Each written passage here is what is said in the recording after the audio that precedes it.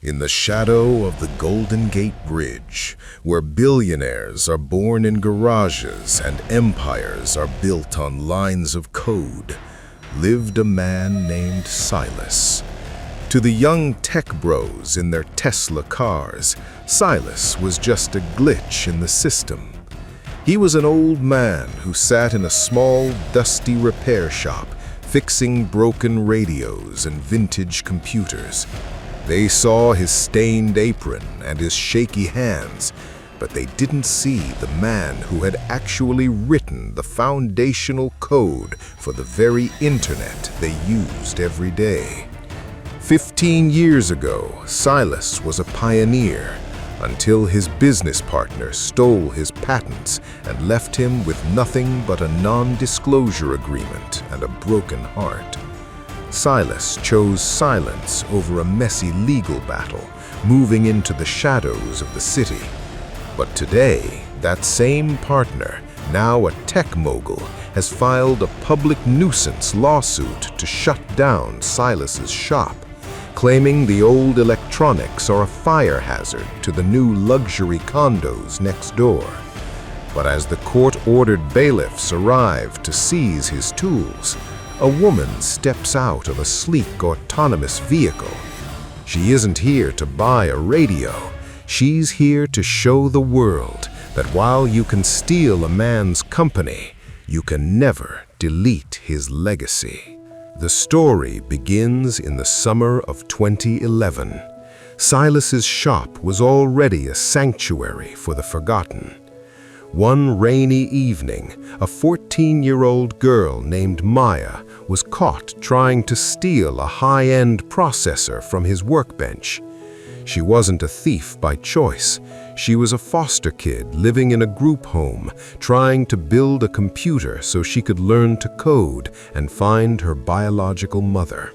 Most people would have called the police, but Silas looked at the way she had dismantled the processor with a precision that was terrifyingly brilliant. Instead of handcuffs, he handed her a screwdriver and an old, battered laptop. He told her, "Maya, the world will try to tell you that you are just a variable in someone else's equation, but if you learn the logic, you can write your own destiny. Come back tomorrow. I'll show you how to talk to the machines." For the next 3 years, that shop wasn't just a repair store, it was a classroom. Silas spent every penny of his meager earnings to pay for Maya's advanced coding certifications, teaching her the secret logic that the big universities didn't even know existed. As the seasons bled into each other, the city began to change. The old brick warehouses were torn down and replaced by glass towers.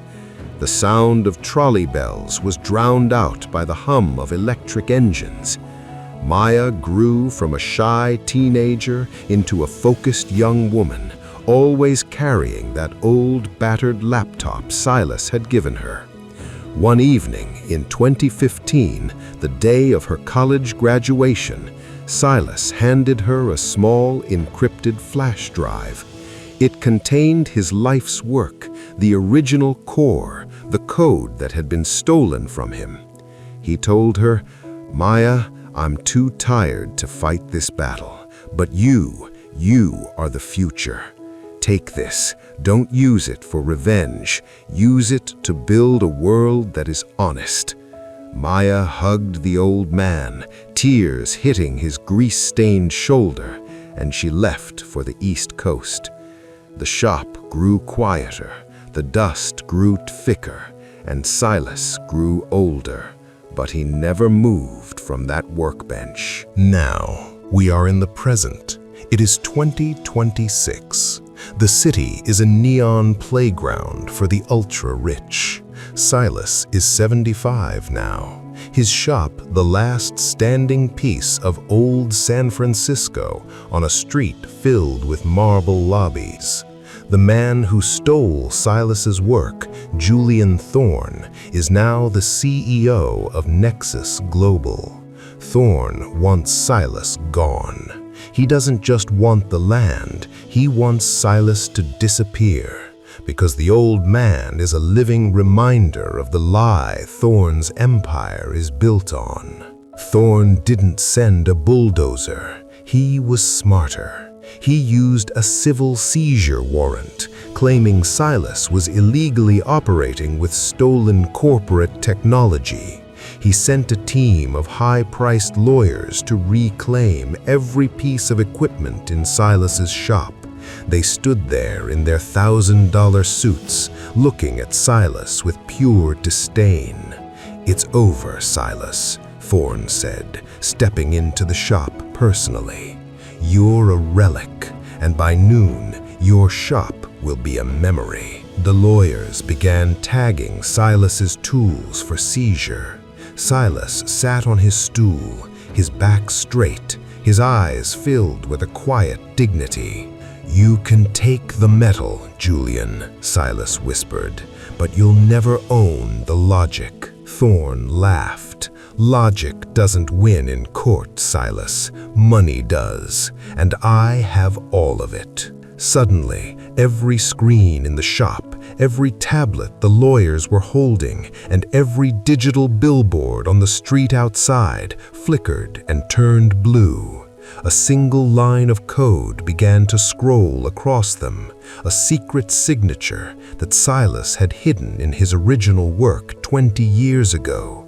A line of code that proved Thorn had stolen everything. A convoy of black SUVs pulled up to the curb. A woman walked into the shop. She was dressed in a powerful, sharp suit, her presence commanding the room. It was Maya, but she wasn't just a student anymore. She was the ghost of the valley, the anonymous founder of the world's largest open-source platform, a woman whose technology now powered Nexus Global itself. Maya walked past the lawyers, past Julian Thorn, and stood next to Silas. She pulled out the same battered laptop Silas had given her 15 years ago. "Julian," she said, her voice like a cold blade, "you built your company on a foundation of theft. You thought Silas was a variable you could delete, but you forgot that I am the one who manages your servers now." She turned the laptop screen toward him. It showed the original core code and Silas's digital fingerprint buried so deep that no one could erase it. "As of 10 minutes ago, Aegis Systems, my company, has executed a hostile takeover of Nexus Global. I used the patents Silas gave me to prove your fraud in a federal court. You don't own this street. You don't even own the suit you're wearing. You're finished, Julian." The lawyers scrambled out of the shop. Thorn was left standing in the dust, a billionaire who had just become a nobody in 60 seconds. Maya didn't give Silas $1 billion. She did something better. She knelt down, just like she used to when she was 14, and helped Silas fix a small vintage radio on the bench. "The shop stays, Silas," she whispered, "but we're turning the upstairs into a free coding school for kids like me. We're going to call it the Thorn Silas Institute of Integrity." Silas looked at the woman he had built, and he realized that his best code wasn't written on a computer. It was written in the heart of the girl he had saved 15 years ago. In a world that's obsessed with upgrades and growth, we often forget the value of the original foundation. Silas spent his life building the future, and he was punished for it, but he never compromised his integrity. Julian Thorn thought he could delete an old man to protect his lie, but he forgot that a true mentor doesn't just give you a skill, he gives you a compass. And when the world loses its way, that compass will always bring the truth home. Remember, your legacy isn't what you own, it's who you empower. Silas didn't just save Maya, he built a firewall against injustice that eventually saved him too. If this story reminded you that honesty is the most powerful code of all, type integrity in the comments and share this to honor the mentors who changed our lives.